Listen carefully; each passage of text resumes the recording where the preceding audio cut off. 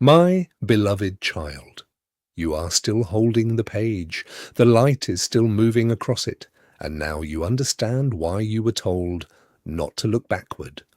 Because sometimes the past does not return to ask you to live there again. Sometimes it returns so you can finally see it from a healed place. The name on the page is familiar, too familiar. It carries the weight of 1,000 memories, a voice, a face, a place, a promise, a disappointment. Perhaps it belongs to someone you loved. Perhaps it belongs to a dream you abandoned. Perhaps it belongs to a version of yourself that disappeared somewhere along the way. But whatever that name means to you, something about seeing it now feels different. The pain is still there, but beneath the pain is something else. Understanding. You look again at the 4 words, "It was not over." Your heart immediately begins creating possibilities. You wonder whether someone is coming back. You wonder whether an old door will reopen. You wonder whether the opportunity you lost will somehow return. You wonder whether the years you thought were wasted will suddenly be redeemed. But then the light changes, and the message on the page begins to move. The words rearrange themselves. The sentence disappears, and another sentence takes its place. Do not mistake return for restoration. You stop breathing for a moment because that sentence is not what you wanted to hear. You wanted a promise. You wanted certainty. You wanted heaven to tell you exactly who was coming, exactly when they were coming, and exactly how everything would unfold. Instead, you are being asked to become discerning, because not everything that returns belongs in your future. Some things return only so you can finally release them without fear. Some people return because they need closure. Some memories return because they are ready to lose their power. Some opportunities return in a different form because you are finally capable of handling what you once could not. And some doors return only to show you why you were right to leave them closed. This is where wisdom begins. Not in knowing what will happen, in knowing what you will no longer abandon within yourself regardless of what happens. The archangel's voice seems to return from somewhere beyond the light. Do not ask only, will it come back? A pause. Ask, if it comes back, will I recognize whether it belongs? That question enters deeper than you expected, because you have spent so much time wanting something to return that you never asked whether you had become someone who could choose differently. You wanted the person to call, but would you answer from loneliness or from peace? You wanted the opportunity to reappear, but would you accept it from desperation or discernment? You wanted an apology, but would you use the apology to heal, or would you use it as permission to reopen the wound? You wanted the past to change, but perhaps what needed to change was your relationship with the past. And that is the hidden transformation. You do not need the past to become beautiful. You need it to stop controlling your future. The page becomes brighter. A new line appears. You are not being prepared for a return. You are being prepared for a choice. And suddenly, the entire journey makes sense.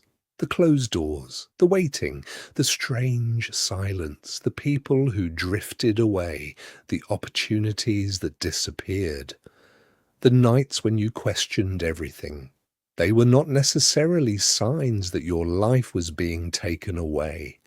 They were moments in which your ability to choose was being restored.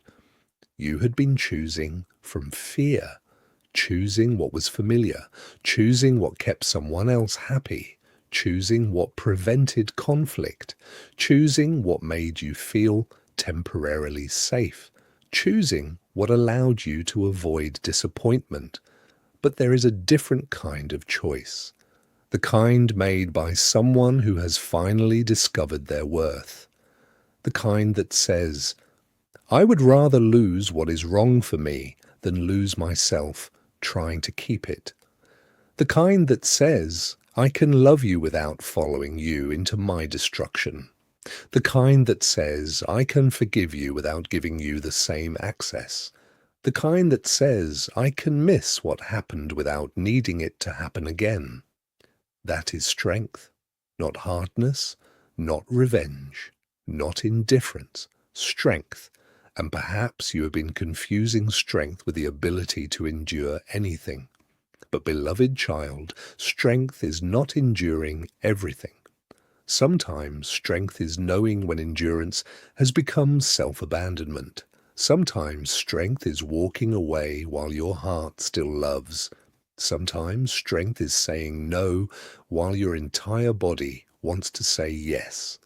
Sometimes strength is choosing peace even when chaos offers you something familiar. And sometimes the bravest thing you can do is admit that you have outgrown something you once prayed desperately to receive. The light around you begins to shift. The landscape changes. The valley disappears. You are suddenly standing in a vast room with walls made of soft, golden light. There are no doors, no windows, only countless glowing threads stretching from the ceiling into the distance. You reach toward one. The moment your fingers touch it, you see a memory, a younger version of yourself, standing alone, waiting. You watch that younger. You look toward someone who never came. You want to step into the scene. You want to tell that child everything you know now. You want to say, it will be okay. But you cannot. You can only watch. The younger version of you waits longer, then finally turns away, and something inside you breaks. Not because the child was abandoned, because you realize how long you have continued waiting in exactly the same place. Years passed. Your life changed. Your appearance changed. Your responsibilities changed. Your circumstances changed. But a part of you remained standing at that old door, hoping someone would eventually return and say the words you needed to hear. I see you. You mattered. You were enough. I'm sorry. I should have stayed. And now you understand. Perhaps you have been trying to receive from the future what you needed the past to give you. But the future cannot always repair the past in the way you imagine. Sometimes healing comes when you become the person who finally gives yourself what you were waiting for. You look at the younger version of yourself, and for the first time, you do not ask someone else to rescue that child. You walk toward them. The distance between you disappears. You kneel. You place your hand over their heart, and although no ordinary sound comes from your mouth, the child hears you. You did not deserve to carry all of this. The child looks at you. You were not difficult to love. A tear rolls down their face. You were not foolish for believing. Another tear. You were not weak because you hoped. The child reaches for you, and you finally hold the part of yourself you abandoned while trying to survive. The room becomes brighter. The glowing threads begin to tremble. One by one they start breaking, not violently, quietly. Each thread represents a belief. I have to prove myself. I have to keep everyone happy. If they leave, I am worthless. If I fail, I am finished. If I am alone, something is wrong with me. If it takes too long, it will never happen. If someone does not choose me, nobody will. Thread after thread disappears, and with every broken belief, you feel lighter. But then one thread remains, only one. It is thicker than the others, darker, stronger. You stare at it, you already know. It is the belief beneath all the others, the belief that says, I am not enough. Your heart tightens. Because this one has followed you everywhere. It has hidden beneath achievements, beneath relationships, beneath ambition, beneath perfectionism, beneath your need to be needed, beneath your fear of rejection. You tried to defeat it by becoming impressive. You tried to defeat it by becoming useful. You tried to defeat it by becoming indispensable. You thought if enough people admired you, loved you, depended on you, or praised you, the feeling would finally disappear. But it never did, because no amount of external evidence can permanently silence an internal belief you have never confronted. The archangel appears again. He stands beside the remaining thread. He does not cut it. He looks at you. You must choose. You ask, choose what? He answers, whether you will continue proving your worth or whether you will finally live from it. The words strike you, because proving and living are not the same. When you live from worth, rejection hurts but does not define you. Failure disappoints you but does not destroy you. Someone else's success does not diminish you. Someone else's departure does not erase you. You can celebrate another person without feeling threatened. You can rest without feeling guilty. You can say no without explaining your entire existence. You can receive love without wondering when it will disappear.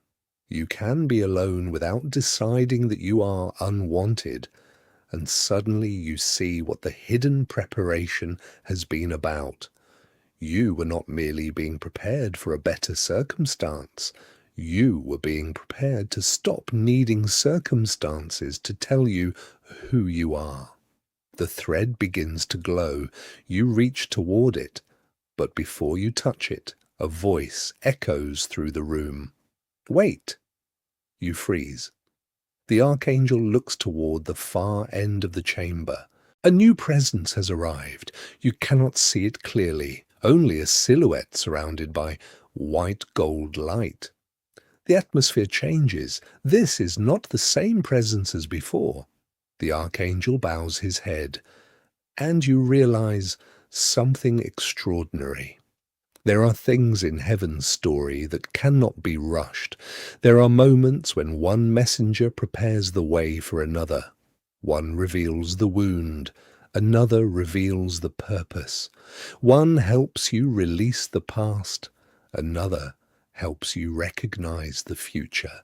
The silhouette steps forward. You cannot see a face, only light. And then a voice speaks. Child, your entire body becomes still. Do not break that final thread until you understand why it was placed there. You look at it again. The belief that you are not enough. You thought it was only a wound, but now you see something else. Every wound had a hidden agreement attached to it, a belief you made because you were trying to survive. You learned, if I am perfect, I will not be rejected. If I am useful, I will not be abandoned. If I never disappoint anyone, I will be safe. If I give enough, they will stay. If I become what they need, they will love me. Those agreements protected you once, but protection can become imprisonment when the danger is gone. You no longer need to live by rules created by a younger version of yourself, trying desperately to avoid pain. The voice speaks again. You are allowed to outgrow the strategies that once saved you. You close your eyes. That sentence feels like freedom, because you have been ashamed of some of your habits, your overthinking, your people-pleasing, your constant need for reassurance, your fear of disappointing people, your tendency to prepare for the worst, your difficulty trusting. You thought these things made you broken.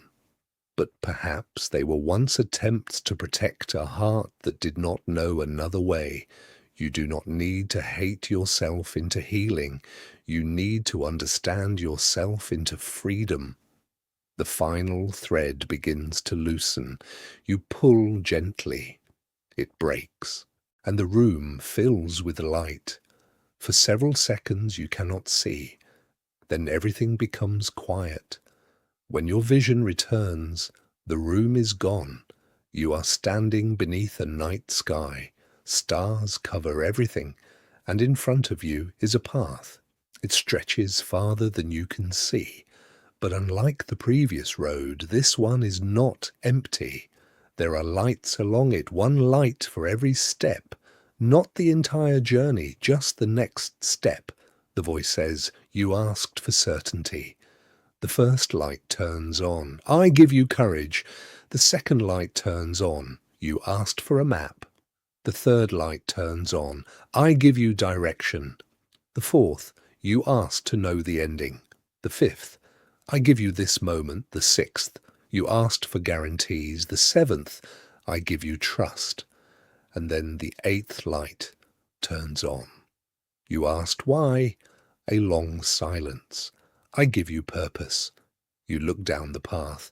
You still cannot see where it ends, but for the first time, you do not need to, because you are no longer standing still waiting for certainty.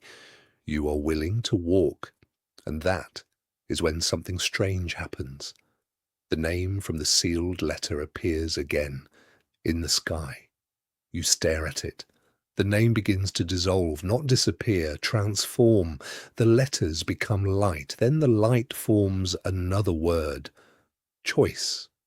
You understand the name was never the destination. It was the lesson, the person, the dream, the loss, the opportunity. Whatever that name represented, it had become a symbol of something deeper. You were not waiting for them. You were waiting to become free from what they represented. And freedom has finally arrived. But freedom brings responsibility. Because now you cannot pretend you do not know. You cannot return to the same pattern with the same excuses. You cannot call chaos chemistry simply because it feels familiar. You cannot call anxiety intuition simply because it is loud. You cannot call self-abandonment love. You cannot call fear wisdom.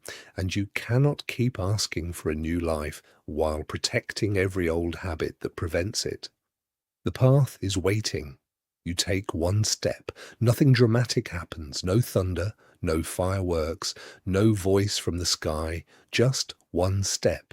And somehow, that ordinary step feels more miraculous than anything you have experienced because it belongs to you. Another step. You realize something. The miracle was never supposed to make you passive. It was supposed to make you brave. Another step. The path begins to widen. Another. You see figures in the distance, people, possibilities, moments you cannot yet understand. Some are carrying flowers, some are carrying books, some are carrying keys, some are carrying nothing at all. You do not know who they are. You do not know which ones belong in your story. And you are not asked to know yet. You are simply asked to keep walking. But then you notice something. One figure is standing completely still, watching you. You stop. The figure does not move. The distance between you is too great to see clearly. Yet something about the presence feels familiar. Your heart recognizes something your eyes cannot. You whisper, "Who are you?" No answer. You take another step. The figure takes one step toward you. You stop again. It stops. The wind moves through the path. The lights flicker. And suddenly the archangel's warning returns. Do not mistake return for restoration. Your heart pounds. Is this the return? Is this the person? Is this the past? Or is this simply another test of whether you have learned to choose from peace? The figure begins walking closer. You feel the old emotions rising, hope, Fear, longing, memory, you want to run toward them, but something inside you says, wait, so you wait. The figure comes closer, and now you can see the outline of a face. Your heart recognizes it. You almost say the name, but before you do, the entire path goes dark.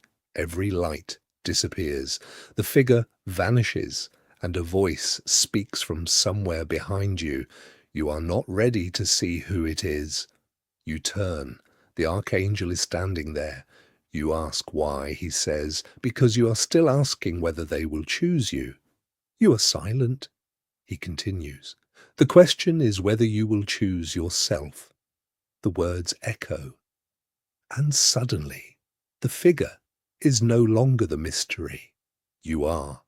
Will you go back? Will you chase? Will you abandon your boundaries for one more moment of familiarity? Or will you stand in the person you have become? The archangel does not tell you what to do. That is the point. There are choices no messenger can make for you. There are doors no angel can walk through on your behalf. There are boundaries no divine voice can enforce for you. There are patterns only you can break. And there is a moment when heaven can illuminate the road, but your feet still have to move. You look into the darkness. The figure is gone, but the path remains. A single light returns, then another, and you understand something that feels almost impossible to explain. The absence of the figure does not feel like abandonment anymore. It feels like space. Space for something you could never receive while holding tightly to what you thought you needed. You breathe. For the first time, you are not asking, who is coming? You are asking, who am I becoming? That question changes everything, because now the future is no longer a waiting room. It is a place you are walking toward. And somewhere deep inside you, a new identity begins forming. You are the person who can leave without hating. You are the person who can love without losing yourself. You are the person who can forgive without reopening every door. You are the person who can wait without assuming you have been forgotten. You are the person who can begin again without needing to erase what happened. You are the person who can say, I do not know what happens next, but I know I will meet it differently. And that is where the next revelation begins, because the path suddenly splits. 3 directions appear. The first is familiar, the second is difficult, the third is almost invisible. The archangel looks at you. You have been offered these choices before. You stare at the paths. The familiar one glows warmly. It feels safe. It looks easy. You know exactly where it leads. Back to old patterns, old people, old fears, old versions of yourself. The difficult path is steep. It looks exhausting, but something about it feels honest. The invisible path is barely there. You almost miss it. It has no signs, no guarantees, no applause, only a faint golden line disappearing into the distance. You ask, which one should I take? The archangel smiles. I cannot choose. You feel frustrated. Then why did you bring me here? He answers, to show you that you have been choosing all along. You look at the 3 paths, and suddenly you realize something. The familiar path has always been available. That is why it kept calling you, not because it was right, because it was known. The difficult path has always frightened you, not because it was wrong, because it required courage. And the invisible path, you never noticed it, because you were looking for signs large enough to eliminate uncertainty. But the invisible path was waiting for the person willing to trust without guarantees. Your heart knows. You step toward it. The moment your foot touches the faint golden line, the entire sky changes. Stars begin moving, the path expands, and a distant sound rises, a sound like millions of wings unfolding at once. You look upward, the sky is filled with light, not one angel, not two. Countless points of radiance. The archangel kneels. You realize this moment is not about you being chosen above others. It is about you finally becoming willing to receive what you once believed you were unworthy of. The voice from the sky speaks. You have spent years asking whether you deserve the next chapter. The light grows. You do not need to earn existence. A pause. You do not need to earn love. Another. You do not need to earn rest. Another. You do not need to earn the right to begin again. The words move through you, and then comes the sentence you were not expecting. But you must learn how to receive without destroying what you receive. You become still, because that is another hidden lesson. Some people know how to survive, but do not know how to receive. They know how to work, but not how to rest. How to give, but not accept. How